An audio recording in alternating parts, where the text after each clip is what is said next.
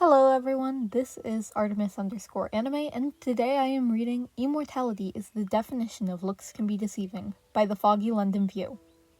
Chapter 3. Toshinori gets told off by a teenager. Wait, you're telling him this guy is a teacher?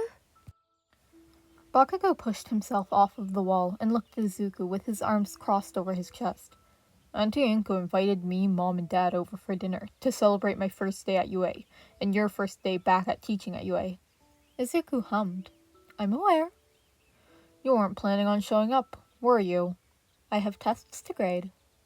Bakugo let out a snort of laughter. Too bad for you, Uncle Zoo. I'm here to drag you there kicking and screaming, if I have to. Aw, you want me to go to your special dinner that badly? Izuku teased, gesturing for Bakugo to enter his office. It's your dinner too, Bakugo said, sitting in one of Izuku's chairs and slinging his legs haphazardly over the armrest. Plus, if you're not there, it's my fault for not freaking trying hard enough. How unfortunate, Izuku hummed as he sat cross-legged in his desk chair and opened his laptop. And it's okay. Once the last bell rings, you can curse around me again. Oh, thank fuck. Bakugo went lax against the chair. I hate your fucking language rules. I'm hard on you for a reason. You know this. Yeah, I'm fucking aware. Bakugo put his hands behind his head casually, then shot a grin at Izuku. Can't have your honorary great-grandnephew tarnishing your perfect rep with his bad attitude. Oh, you wound me. Izuku rolled his eyes. I guess paying for you to fly to America to attend San Diego HeroCon with me as your birthday present these past 6 years was also because I've had a reputation to keep then? Nah, that's just cause Auntie Inko's foster kids always get adopted too quick for you to spoil, and all your grandkids live far away, so you're stuck spending all your attention on me. I suppose there's some truth to that, Izuku hummed. Still, I have tests to grade, so you best get going. You can grade them after fucking dinner, Bakugo said. Don't make Auntie Inko pull out the big guns, cause you know she will. What big guns? She hasn't contacted me all day, and she knows you aren't a reliable source of getting me to do anything when I can bribe you to my side with a box of Red Hot's candy, Izuku countered. I'll think about it when I see those big guns you're talking about. Those are gonna be your last fucking words, Uncle Zoo, Bakugo replied. Not even 20 seconds later, there was a knock on the door. Logically, Izuku knew it wouldn't be Inko at his door with a baseball bat. Also, logically, he knew Nezu would let Inko in if she asked, and she spent enough of her life with Izuku to know exactly how to be scary without the need of a weapon. He exchanged a look with Bakugo, who mouthed, I told you so, at him, to which he rolled his eyes. Come in, my door is open.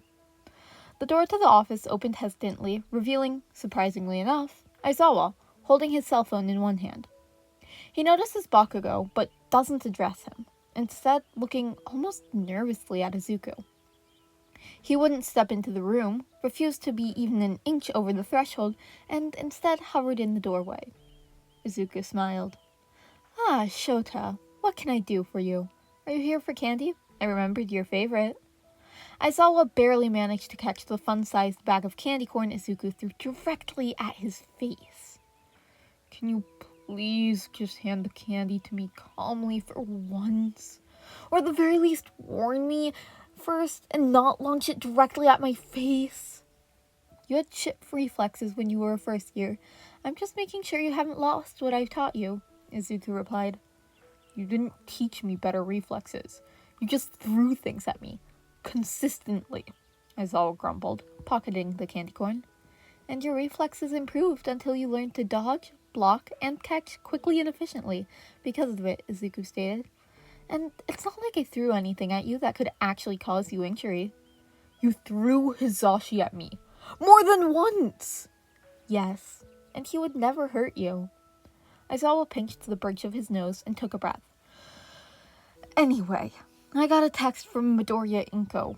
She told me to tell you she expects you at her house within the hour or else, and added a very passive-aggressive looking smiley face. I don't know how she got my phone number, but if she's related to you, I'm not crossing her. Bakugo looked at Izuku. told you she'd bring out the big guns. Yes, Izuku said with a sigh. I will quickly finish up my scheduling, then we can go. That I do need to get done before we leave. If you could, I would appreciate it if you would also find out how Miss Inko got my phone number, as I do not recall giving it to her, Aizawa requested. I'm not comfortable with giving just anyone my personal phone number, especially when they're related to you. My time as your personal student still haunts me to this day. Oh, do quit being dramatic, Shota. It wasn't that bad. You survived, didn't you? Izuku replied. However, yes, I will look into that for you. Thank you, Aizawa flatly replied. Please try not to traumatize whatever unlucky kid you picked to be your personal student this year. Oh, I think this boy already knows he caught my eye, Izuku mused. Hopefully he realizes this feels more like a wish on a monkey's paw sooner than I did, Aizawa grumbled, turning to leave. Oh, Shota, before you go, Izuku called, catching Aizawa's attention again. Keep a close eye on Shoto Todoroki. If anything at all seems off on any given day, I want to be informed of it before I get around to working with your class that day. Am I understood? Yes, Midoriya-sensei, Aizawa agreed. Good. I'll send Katsuki to the teacher's lounge with paper you and Kan need once they're printed, Izuku said. Now, you're dismissed. Aizawa wasted no time in getting out of there before he had to spend even a second longer with Izuku. If he ever has to step foot in that office again, he may just have war flashbacks. Well, more war flashbacks than he already is going to have. He has so many memories of that office, some good, some bad, where so many lessons were drilled into his head and so much candy was eaten, or at least wound up stuffed in his pockets. Contrary to what people might believe by how he speaks of his time in the position, he does not regret being Izuku's personal student. It gave him the edge he needed not only to keep up with the hero course, but get ahead of them and taught them lessons and skills he still uses to this day. Izuku's methods may be sometimes unconventional and in some cases brutal, but they are effective.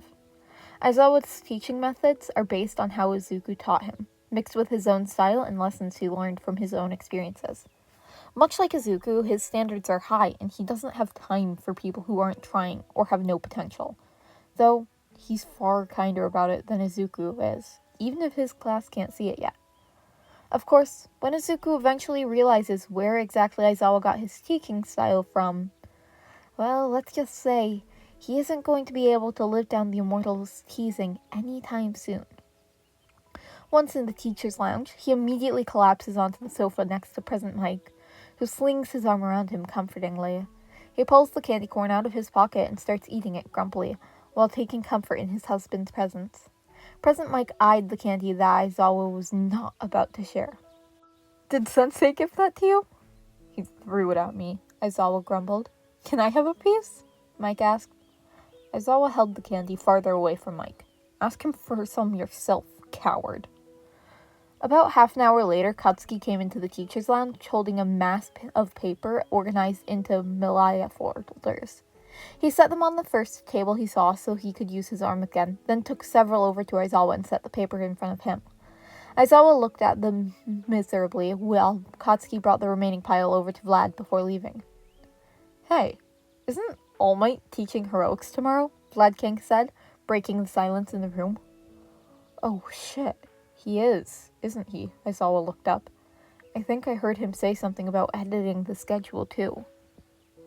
Should we warn him that messing with Midoriya-sensei's schedule is like a death sentence? Mike asked.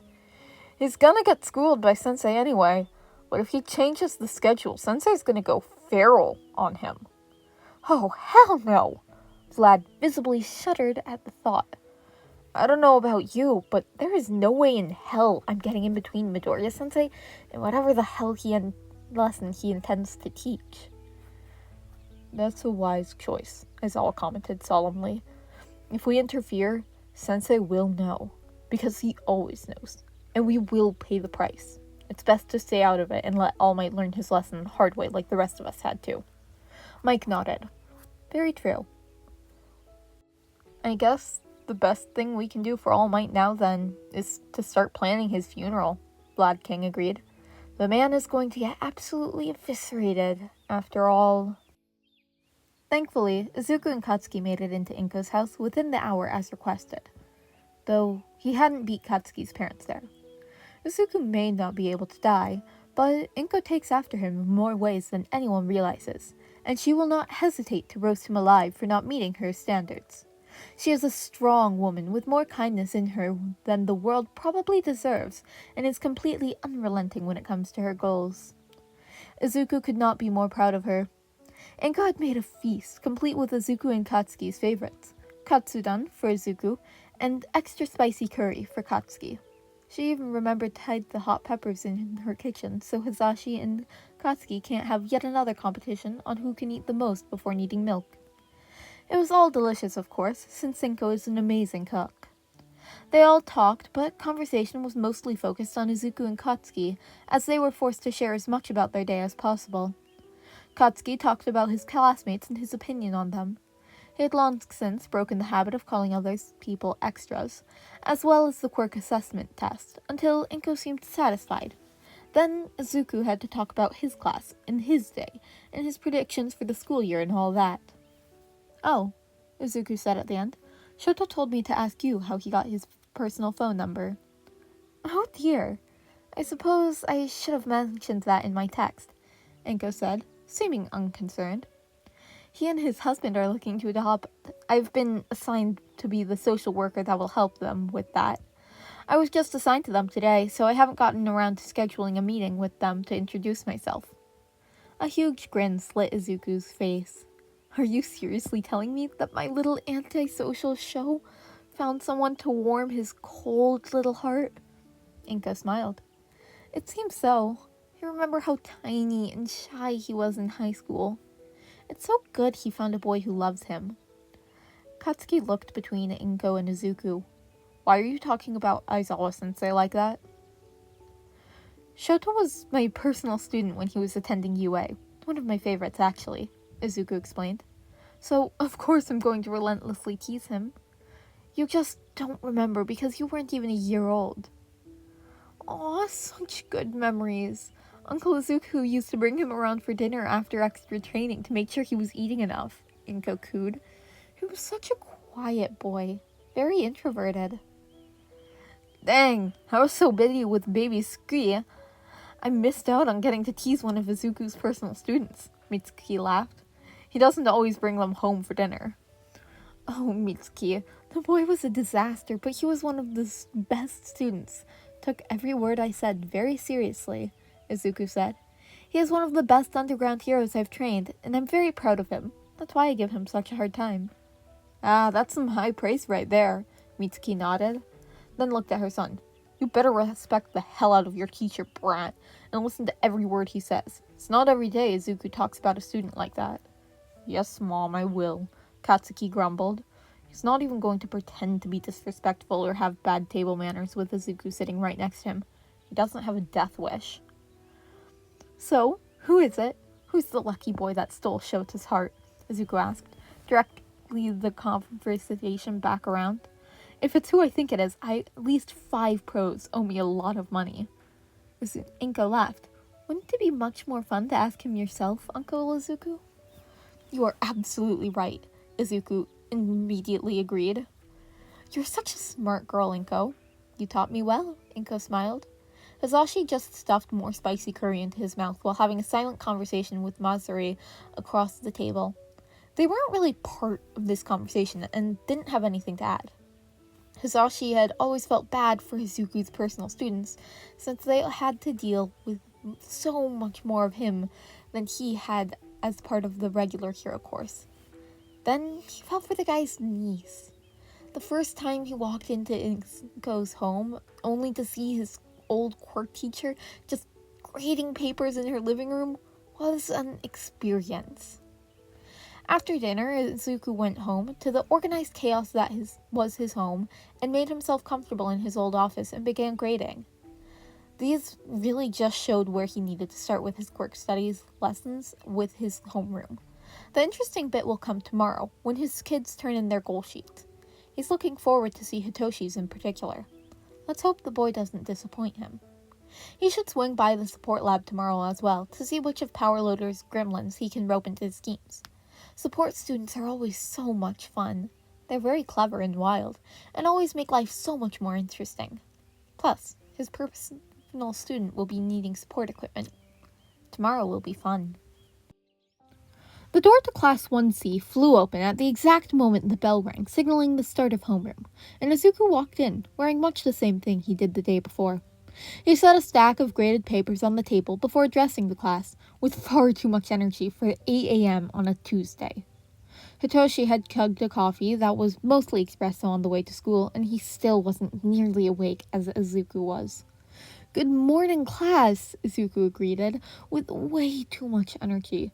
"I graded your tests, and you all have a long way to go, but that's to be expected. We will get on that in a moment. First, I want you to all pass forward your completed goal sheets and any signed permission slips. I will take your permission slips through the end of the week, but Friday is your deadline. However, if you have special circumstances that are making your permission slips signed difficult, see me after class and we can discuss more options." The students tiredly moved to pass their papers up, and Izuku collected them, happy to see all the goal sheets and most of the permission slips were turned in. He set them aside, then gathered up the graded tests and gave his class a wicked grin. "Okay, class, here's what we are going to be doing next. Consider this a little introduction game," Izuku said. "I will call your name and you will come up here and retrieve your test. Before you are allowed to go back to your seat, I want you to introduce yourself and tell everyone a bit about your quirk. First up, Riki Fumikawa." They went through this, student by student, with all of them acutely aware of Izuku taking notes on what they said. He was mostly quiet, except for occasionally prompting for a better answer. No one knew why they had to do this, but they weren't too keen on questioning their teacher. Hitoshi wasn't exactly excited about saying what his quirk was, but no one reacted badly to it. He remembers what Izuku said yesterday about not tolerating quirk discrimination. Only after everyone had gone up did Izuku explain the purpose of that whole thing. "Now, I hope all of you were paying attention to your classmates, because the first thing I'm teaching you in quirk studies is analysis. You know yourselves best, so that's where we're starting," Izuku instructed, pressing a button on the remote to project the screen onto the board. "Each of you tried the heroics exam, so we'll be using your test footage as the basis. Notebooks out, everyone. I want to see at least 3 mistakes and 3 ideas for improvements with each set of clips I show you." They went through all the clips for each student, stopping for a few minutes after each set to discuss their observations, usually with Izuku adding some basic observations of his own or helping expand on what the class came up with. It was only on the first day, and the most important the students came in the class had never analyzed anything, even once before, so they barely broke the surface of the subject today, just learning the basics. To his credit, Izuku was clearly passionate about teaching, on top of being very good at it. He could take complicated or unfamiliar subjects and break them down into pieces that were simple enough for beginners to wrap their head around and build off of easily. It will get harder as time goes on, but Izuku is here to make sure that they are learning the material. He's hard on them because he cares about them, not because he wants to see them fail. He enjoys messing with people and watching them squirm as much as Nezu does, but as fun as that is, making sure his students learn is his first priority, and of course, learning means homework. He gleefully assigned the class a full page of analysis on their own quirks for homework due to the next day. He didn't expect anything professional, but now they know the basics and what to look for, it's time to make an attempt to apply it more extensively. He ended things a bit early so the kids who needed to could speak to him like he said they could at the start. Only a few kids did, and so it was fairly simple to sort out for the most part. Hitoshi hung back until the last second before talking to Izuku. Despite being the last one, Izuku still gave him his undivided attention. "Yes, class is almost over, so please get right to the point," Izuku greeted, not unkindly. "If you think this will take more than a few minutes, you can meet me in my office around lunch to discuss it." No, I'm kind of in the foster system, and I wanted to know if I need my new foster parents to sign a permission slip every time I move family, or if the one I handed in will work," Hitoshi said, casually. "Well, technically you would be under new parental arrangements if you changed foster families, Izuku mused. Do you think you'll be changing homes soon? Hitoshi shrugged. I don't know. Families never seem to keep me long. I just wanted to know just in case. Well, for now you're set, so why don't we cross that bridge later and not worry about it for today, Izuku said. By that, I mean we will speak more on this in a private session on another day, okay? Alright, thanks Midoriya-sensei. With that, Hitoshi went back to his seat. The rest of Izuku's classes went well enough. He only had to remind 2 of them that he could easily expel them, and Nezu won't stop him. One of those classes was 1B, and he will be harsher on them. Mononoma especially. Class 1A was very well behaved during their Quirk studies class, already knowing Izuku was ruthless. Izuku often works on Quirk studies on a rotating schedule, since he is often involved in the hero course's lessons. Finally, it was lunch, and Izuku swung by the cafeteria and brought 2 bento boxes from lunch rush. He then went to the teacher's lounge and made a cup of coffee he mixed a 5-hour energy into. Only after he had all of that did he make his way to the support lab. When he reached the lab, the door was already partially off its hinges on one side. There were a few scorch marks on the inside of the hallway, and he could hear yelling coming from inside. This was definitely the right place, and he would definitely came at the right time. Ignoring the clear signs of previous explosions, Izuku pulled open the door and walked right in, just as the observed chaos was happening. "Hatsume, no!" Power Loader yelled, while spraying an invention, and subsequently a pink-haired first year who had built it with a fire extinguisher. To her credit, the girl was completely unfazed by this and continued to grin excitedly, losing exactly 0 energy, even after getting covered in foam. Power Loader looked exhausted already, and that's how Izuku knew he found the best student for the job he had in mind. Izuku cleared his throat, attracting the attention from the girl and Power Loader. The girl was on him in an instant. "Hi, I'm Mei Hatsume. What do you want to see me test my babies that I made today?" Izuku hummed. "Are they the reason the door is off its hinges?" "Yes!" Hatsume said. "It exploded!" Power Loader, having finally recovered from seeing Izuku, came over. "Hatsume, go to the bathroom and clean off the foam. You can talk to Midoriya-sensei after you are clean." "Okay, sensei," Hatsume agreed, and shot out of the room, foam flying everywhere. Izuku smiled at Power Loader. "Get a good one this year, eh, Mamachi?" "Something like that," Power Loader said. "Oh, and welcome back, by the way. Things always feel off when you aren't around to run the show." "Aw, you just say that because you're used to me being around," Izuku laughed. Shota looked like he saw a ghost when he saw me, and Mike literally ran in the opposite direction screaming. "Yeah, that sounds about right. Once they get used to you again, they'll calm down." "Aw, you know I love the fear in their eyes," Izuku snorted. "And don't you pretend you weren't just as jumpy around me when you first started working here." "That's fair," Power Loader agreed. "I guess I am just more used to your presence. I guess I see you more than most with you, making sure your personal students get gear and all that. Speaking of, I have a boy in mind for that position. When he agrees to it, I'll bring him around to look at the gear when I think he's ready." "You think he'll agree?" Izuku grinned smugly. "They always agree."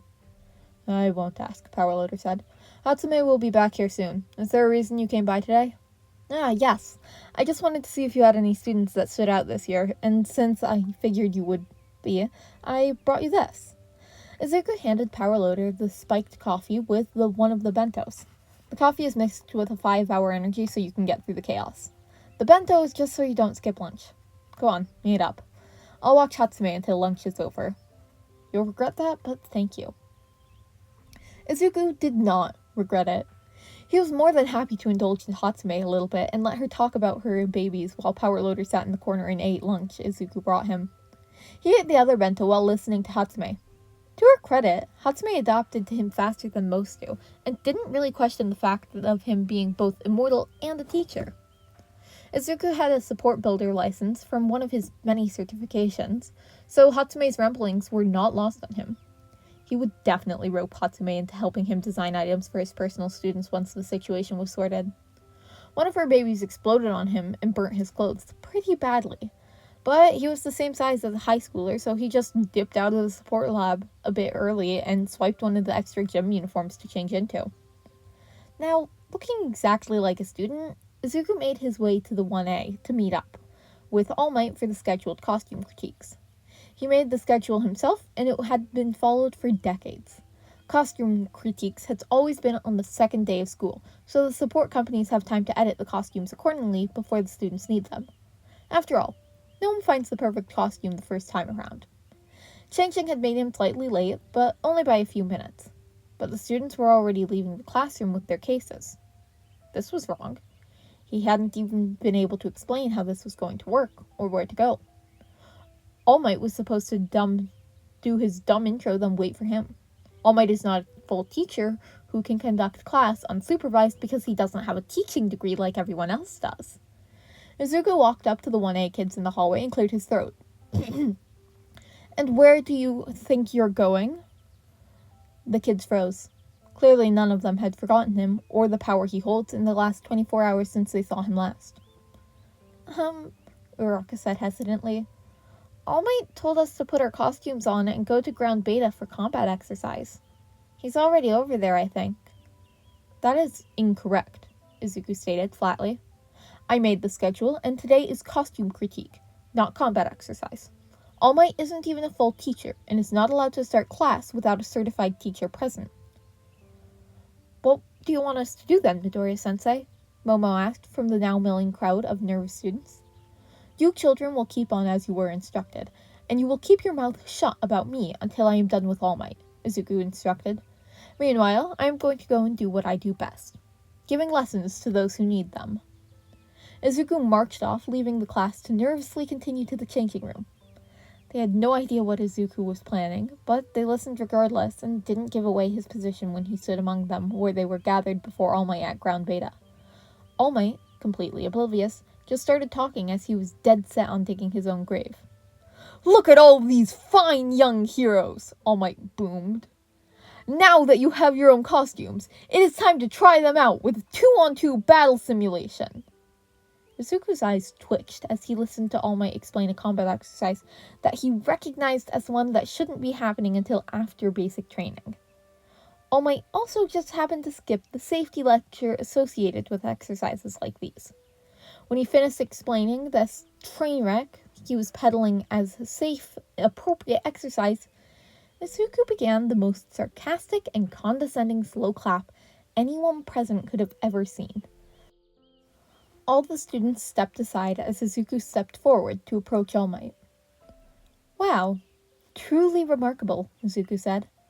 "I knew you were full of yourself, but I didn't think you were this stupid. Forgive me for giving you the benefit of the doubt." "Young man, that is no way to talk to your teacher," All Might responded. Several students took a sharp intake of breath, or winced, and Bakugo whispered, "Well, he's dead," out loud. "I am not a student. I'm the teacher you were supposed to have waited for before trying to conduct the class. You may call me Midoriya-sensei like everyone else does," Izuku stated flatly. "You legally aren't allowed to conduct a class without an actual qualified teacher present, so you shouldn't have even tried to start class without me there." All Might gulped. "Well, you see..." "Don't interrupt me, boy. That is no way to speak to your elders, and given you have already violated several rules intentionally, you don't have the right to make excuses," Izuku snapped, not giving any of All Might's shit. "On top of that, you are trying to teach on your own. You changed the schedule without getting prior approval. Even worse, this isn't even an exercise you can do without students having completed basic training and passed the safety briefing you didn't even give. The schedule said costume critique. I figured the best way to figure out your costume is to use it," All Might said, clearly intimidated by the fuming mortal. "That only works in a controlled environment, not in situations where they are fighting each other," All Might yelled, furious at All Might's incompetence. "What you had planned is a surefire way to make sure one of them or more end up in the hospital." "Are you sure you're a teacher?" All Might backtracked, not liking being told off, even if Izuku was right. "I don't think I've seen you in any of the staff meetings." Izuku took a breath and turned to class. "Class, please follow Katsuki to Gym C. I will have your homeroom teacher meeting you there to go through the scheduled costume critique. It should already be set up, and I'll be there after I explain a thing or two to All Might here. Much to All Might's dismay, the class obeyed and followed the explosive blonde to the ground Beta without question. Izuku sent a text to Aizawa to meet his class in Gym C to do a costume critique, to which Aizawa immediately replied with, "Yes, Midoriya-sensei," then turned back to All Might. Now that they were alone, he didn't have to hold his tongue. "Now, Toshinori, it is time you shut up and let yourself learn the lesson I am trying to teach you," Izuku stated sternly. "You may be the #1 teacher, but that does not mean you are above listening to others or following instructions. It certainly doesn't mean you know better than the rest of the teaching staff who have had at least 6 years teaching experience and a teaching degree. All heroes have experience to draw from. Being #1 does not make your experience more valuable than anyone else's." "I never said I was better than anyone," All Might objected. "And yet you made changes to the schedule on your own without consulting anyone or even mentioning it. You tried to teach a class without having the required qualified teacher present, and you skipped the safety briefing thinking that throwing 15-year-olds into a scenario they were not trained to handle would turn out just fine," Izuku countered. "That screams arrogance. You think you know best in every situation, but you don't. This is a school, not a mission from your agency. You need to get over yourself and listen to other people." "And what do you know? I don't think you're even a hero." All Might was getting defensive. "Wow, really? Schoolyard comebacks?" Izuku raised an eyebrow. "I expected more maturity from that than from Nana's successor." All Might gaped at him. "Come on, Toshinori. I will walk you to Nezu's office so he can explain everything to you. I have a class to teach, so I can't spend all day schooling you," Izuku stated, and began walking, leaving All Might to follow after him dumbly. From somewhere in the space between the worlds of the living and the dead, the ghost of Nanny Shikimura was comforting the ghost of a frail boy, curled in an absolute mortified ball on the ground. "Oh, come on, Yuta. It's not that bad," Nana said, while giving the boy a comforting pat. Yuta let out a mortified whine. "I thought I wouldn't have to deal with Izuku being around again, but at the very latest wielder of my quirk just had to get employed at the very place he works and managed to piss him off." "You're making a big deal out of nothing," Nana soothed. "Midoriya-sensei isn't that bad. It's going to be like all of the times Izuku babysat me in One for All over again, but worse," Yuta wailed. The ghosts of the other 5 One for All users, who had also been watching the train wreck of Toshinori handling Izuku poorly, were having various reactions to the prospect of having to deal with Izuku daily. All of them had met Izuku when they were still alive, one way or another, but none of them were especially excited about having to see him every day, especially after the impression Toshinori left on him. "This is going to be a long year," the third holder sighed, sounding far more tired than a ghost should.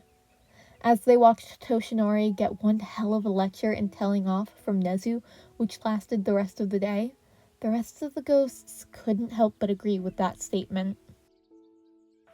Notes. So, I named the first holder of One for All Yuta. Yup. And that was Chapter 3. Toshinori gets told off by a teenager. "Wait, you're telling him this guy is a teacher?" Of Immortality is the definition of looks can be deceiving, by TheFoggyLondonView. Sorry it took me so long to update, but now that I am finally back home, I will try my best to get back on my normal updating schedule. Thank you all for listening. I hope you all have a wonderful week. See you next time. Bye!